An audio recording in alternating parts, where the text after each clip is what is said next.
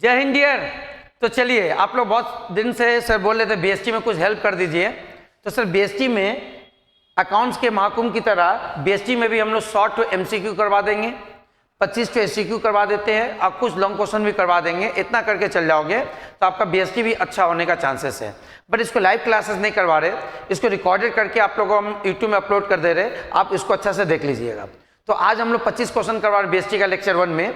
Sir क्या 25 to MCQ करेंगे, इस 25 टू एमसीक्यू अच्छा से नहीं 25 टू एमसीक्यू अच्छा से कर लोगे, ठीक है। चलिए सर, पहला एमसीक्यू क्या है। उससे पहले तो सर आप लोगों को याद है कि सर क्या हमारे यहाँ सीएमए फाउंडेशन का क्लासेस कब से चालू हो रहा है। सर सीएमए फाउंडेशन का क्लासेस 7 अप्रैल से चालू हो रहा है इसी मंथ। क्यों सर, सीएमए का जो क्लासेस सीएमए का जो एग्जाम होता है सर जुलाई और दिसंबर में होता है।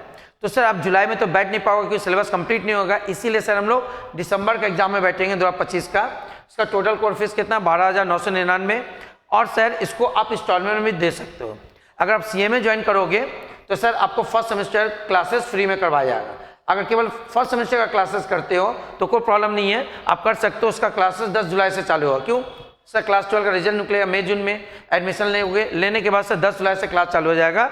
ये इसका एग्जाम अगले साल का 26 में फरवरी मार्च का 26 के आसपास एग्जाम होगा, इसीलिए हम लोग जुलाई से क्लास चालू करते हैं। सर इसका टाइमिंग 3 से 4 होगा, उसका फीस कितना होगा 799, ठीक है। तो अगर आपको ज्वाइन करना है तो प्लीज़ आप ज्वाइन कर सकते हो। इस नंबर को कॉन्टैक्ट नंबर में व्हाट्सअप करके आप अपना एडमिशन करवा सकते हो। चलिए अब आते हैं जल्दी से जल्दी। आज 25 टू एमसीक्यू करवाए, इसी तरह 25-25 करके 4 एमसीक्यू का वीडियो अपलोड करेंगे। इसी तरह हम लोग एससीक्यू का भी वीडियो अपलोड करेंगे, ठीक है। देखिएगा इस सारे एमसीक्यू को अच्छा से प्रैक्टिस कर लीजिएगा, सर हाईली चांसेस है एग्जाम में आने का, ठीक है। आप लोग काफ़ी रिक्वेस्ट कर रहे थे, एक्चुअली थोड़ा सा मेडिकल इश्यू था घर में, इसके कारण हम वीडियो नहीं बना पा रहे थे, बट थोड़ा सा टाइम मिला तो बनाते हैं। चलिए आते हैं sir, question number 1, who is known as the father of scientific management. Sir scientific management का फादर किसको कहा जाता है, क्या बोले, who is known as the father of scientific management. याद रखिएगा, है ना, PF Taylor. Sir PF Taylor को हम लोग साइंटिफिक मैनेजमेंट का फादर बोलते हैं। क्या, who is the father of scientific of management. Sir answer का होगा FW Taylor. Second question, which of the following is considered as the essence of management. Sir ये बहुत इंपॉर्टेंट क्वेश्चन है। हम लोग इन चारों में से किसको हम लोग मैनेजमेंट का एसेंस बोलते हैं। तो याद रखिएगा, जो कोऑर्डिनेशन है उसको हम लोग मैनेजमेंट का एसेंस बोलते हैं। तो आंसर का होगा sir B, coordination. Question number 3, which management principle state, है ना, इस चारों में से कौन सा प्रिंसिपल, मैनेजमेंट का प्रिंसिपल जो है ये बताता है कि 1 बॉस 1 सबऑर्डिनेट। क्या बोले, 1 बॉस 1 सबऑर्डिनेट। सर ये है unity of command. Unity of command ये बोलता है कि एक सबऑर्डिनेट के ऊपर में एक ही बॉस होना चाहिए। Sir unity of command. Question number 4, which of the following principle was given by Henry Fayol. Henry Fayol के द्वारा दिया गया प्रिंसिपल का नाम बताओ। तो याद रखिए हेनरी फ्यूल का प्रिंसिपल क्या था, division of work. Sir scientific management तो दिया था एफडब्ल्यू टेलर, इसी तरह से डिवीजन ऑफ वर्क कौन दिए, Henri Fayol. Sir question number 5, which of the following is not a component of business environment. इन चारों में से कौन सा बिजनेस एनवायरनमेंट का कंपोनेंट नहीं है। तो याद रखिएगा, इकोनॉमिक एनवायरनमेंट तो होता ही है, सोशल एनवायरनमेंट होता है, लीगल एनवायरनमेंट होता है, but sir organisation structure business environment का कंपोनेंट नहीं है। ओके, 5 क्वेश्चन हो गया। जल्दी से एक बार आप देख लीजिए, फिर हम लोग आगे बढ़ेंगे जल्दी से। चलिए आशा करते देख लिए होंगे, है ना, आराम से उसको याद कर लीजिएगा। चलिए आगे सर, इसी तरह 25 क्वेश्चन करवाते लेक्चर 1 में, 25-25 करके बार बता रहे, 100 टू एमसीक्यू करवाएंगे तो आपका चांसेस है 24 में मैक्सिमम क्वेश्चन आपका एग्जाम में लड़ जाए। Sir question number 6, liberalisation means. Liberalisation का मतलब क्या होता है। पहला ऑप्शन है removing government restriction, increasing government control, reducing foreign trade, creating more law for the business. Sir liberalisation का मतलब क्या होता है, removing government restriction. Sir government क्या करता है, जितना भी रूल एंड रेगुलेशन उसको थोड़ा सा कम कर देता है ताकि सर बिजनेस करने में आसानी हो। लिबरलाइजेशन का मतलब हो गया answer A, removing government restriction. Question number 7, which of the following is limitation of planning. Planning का लिमिटेशन क्या है। सर प्लानिंग कर लेने से सब लोग को उसी प्लान को फॉलो करना पड़ता है, फिक्स हो जाता है, रिजिड हो जाता है, सब इससे इधर उधर नहीं हो पाते हैं। तो इसका लिमिटेशन क्या, लीड्स ऑफ रिजिडिटी। थोड़ा स्पीड करें ताकि आपको कम समय में वीडियो मिल जाए। चलिए sir question number 8, which type of plan कौन सा टाइप का प्लान है which develop for one time use, ऐसा कौन सा इस चारों में से प्लान है जो एक ही बार यूज होता है? तो सेम नाम ही देखिए सिंगल यूज प्लान है, तो सर आंसर होगा B. Question number 9, which of the following is element of delegation. Sir delegation का इसमें कौन सा एलिमेंट है? तो डेलीगेशन का जो एलिमेंट है वो अथॉरिटी भी है, रिस्पॉन्सिबिलिटी भी है और अकाउंटेबिलिटी है। इसका आंसर क्या होगा? All of the above. Sir क्या element of delegation? Sir delegation के एलिमेंट कौन? चारों तीनों है, तो आंसर होगा ऑल ऑफ द अबव। थोड़ा सा बुक को भी देख लीजिएगा, अरे तो जो बता रहे उसको अच्छा से याद करते चले जाइए। Question number 10, in a functional organisation structure grouping is based. जो फंक्शनल ऑर्गेनाइजेशन स्ट्रक्चर होता है उसमें जब ग्रुप बनाया था, एक ग्रुप, ग्रुप 1, ग्रुप 2, ग्रुप 3, किस बेसिस पर बनाया जाता है? सर नाम ही देखिए फंक्शनल ऑर्गेनाइजेशन है, तो सर ये फंक्शन के बेसिस पर बनाया जाता है। इसका आंसर होगा functional like marketing, finance, etcetera. Answer होगा सी। क्लियर है सर? ये 5 क्वेश्चन हो गया, एक बार ठीक से देख लीजिए, है ना। हम रिकॉर्डिंग पॉज करें, प्लीज देख लीजिए आराम से।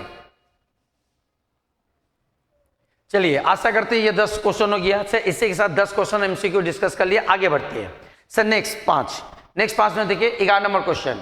सर 11 नंबर क्या है? विच of the following is the internal source of recruitment. Sir हम लोग ऑफिस में जो एम्प्लॉय रखते हैं उसका इंटरनल सोर्स क्या है? सर 2 सोर्स है, एक एक्सटर्नल, दूसरा इंटरनल। तो जो कैंपस प्लेसमेंट है ये एक्सटर्नल सोर्स है ना। जो जॉब पोर्टल है वो एक्सटर्नल सोर्स है, बाहर से आता है। जो एम्प्लॉयमेंट एक्सचेंज है वो भी एक्सटर्नल सोर्स है। केवल जो एम्प्लॉय रेफरर है, एम्प्लॉय रेफरर का मतलब एम्प्लॉय रेफर करता है कि सर इसको ले लीजिए, उसको बोलते हैं sir internal source of recruitment. इसका आंसर होगा B.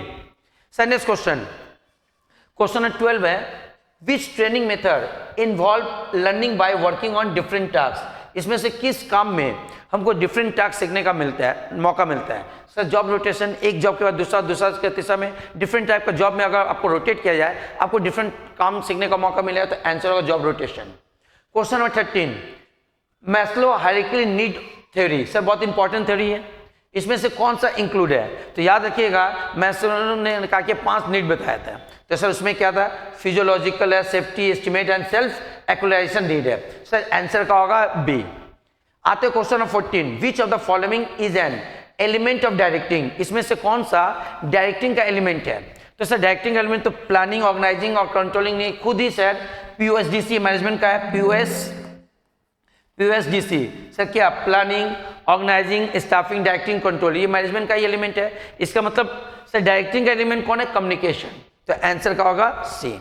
Sir next question number 15, which is the last step of controlling. Sir controlling का लास्ट स्टेप क्या है? सर कंट्रोलिंग का लास्ट स्टेप क्या है? सर लास्ट में ये एक्शन लेते हैं, टेकिंग करेक्टिव एक्शन। कंट्रोल का मतलब का सर कंपेयर करना, 2 डेटा के साथ का कंपेयर करना, जो प्लानिंग किए और जो परफॉर्म किए दोनों में कंट्रोल करते हैं। तो सर अगर दोनों काम सही हुआ तो सर हम लोग क्या करेंगे? काम को आगे बढ़ाएंगे। अगर कोई डिफरेंस हुआ तो सर हम लोग क्या करें? टेकिंग करेक्टिव एक्शन, कैसे करेक्ट एक्शन लिया जाए, वो काम को आगे बढ़ाया जाए। आंसर होगा सर सी। इसी के साथ से 15 क्वेश्चन हो गया। एक 5 क्वेश्चन को रीड कर लो, फिर आगे बढ़ते हैं।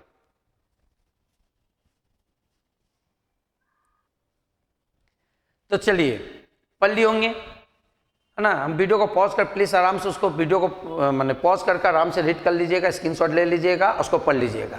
हम जल्दी करें ताकि आपको कम समय में 25 क्वेश्चन मिल जाए, ठीक है। चलिए आते हैं सर क्वेश्चन नंबर 16।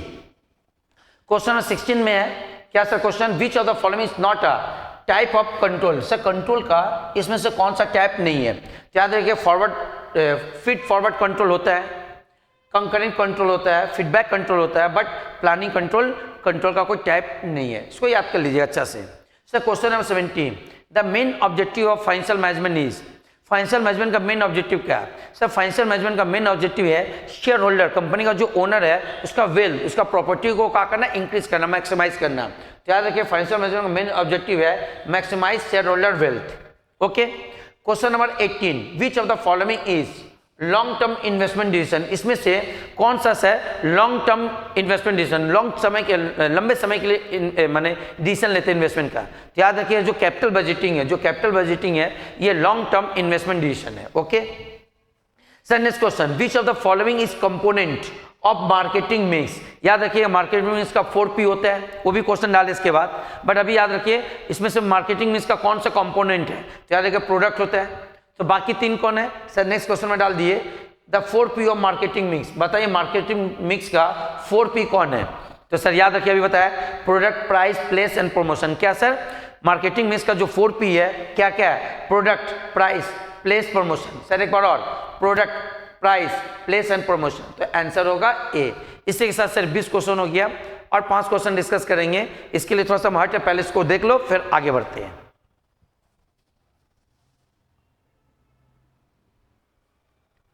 चलिए हो गया, आगे बढ़ते sir.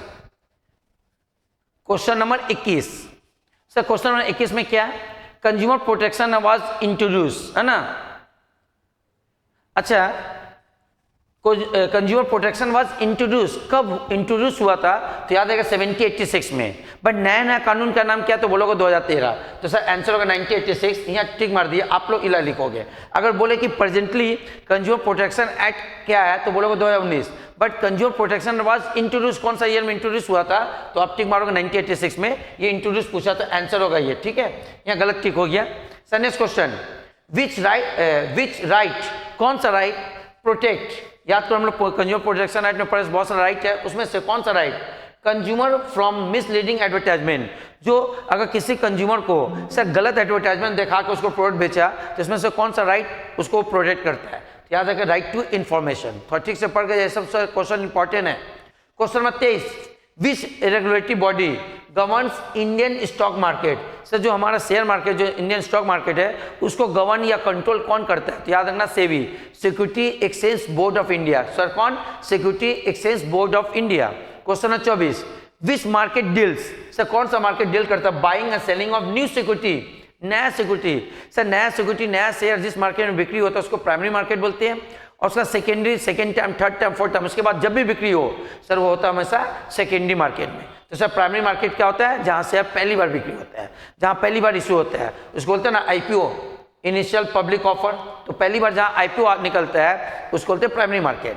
And last question, the national consumer dispute redressal commission NCDRC deal, है ना, ये कब डील करता है, जब हमारा कोई भी केस, कोई भी कंज्यूमर के साथ सर 10 करोड़ के ऊपर में अगर होता है प्रॉब्लम केस, तो सर वहाँ कहाँ जाता है बताओ, NCDRC में। क्लियर है। ये रहा आपका ये 25 क्वेश्चन। इसी तरह सर आपको हम 100 क्वेश्चन देंगे 10 से 15 मिनट के वीडियो में, जो आपको देखने में आसानी होगा, जल्दी से देख लोगे। सर लाइव बुलाएंगे तो आप लोगों का समय लॉस होगा और हमारा भी थोड़ा सा टाइम है। आज एक वीडियो डाल लें, कल सर हम होली है, थोड़ा छुट्टी है, 3 वीडियो हम बनाकर 25-25 का आपको अपलोड कर देंगे, ठीक है। तो चलिए, है ना, आज के लिए जय हिंद, गुड नाइट, शुभ रात्रि एंड सब्बा खैर। और जाते जाते बोल दें, अगर आप लोग पहली बार YouTube में ये वीडियो देख रहे हो, तो सर इस वीडियो के नीचे व्हाट्सएप ग्रुप का लिंक है, आप उसको क्लिक करके ग्रुप को ज्वाइन कर सकते हो। उस ग्रुप में इसी तरह इंपॉर्टेंट वीडियो सर ना, सजेशन, माने PDF नोट आपको भेजते रहते हैं। इसके अलावा सर कोई डिस्टर्बेंस नहीं, कोई मैसेज नहीं। अगर आप इंटरेस्टेड हो तो वीडियो के नीचे व्हाट्सएप ग्रुप का लिंक है, आप उसको क्लिक करके ज्वाइन कर सकते हो। और याद रहे, अगर आप लोग में से कोई CMA CA करने का हो तो प्लीज़ आप अप्रैल से ही क्लास चालू कर दे, क्योंकि आपके पास बहुत ज़्यादा समय नहीं होता है। चलिए finally bye, good night and शुभ रात्रि।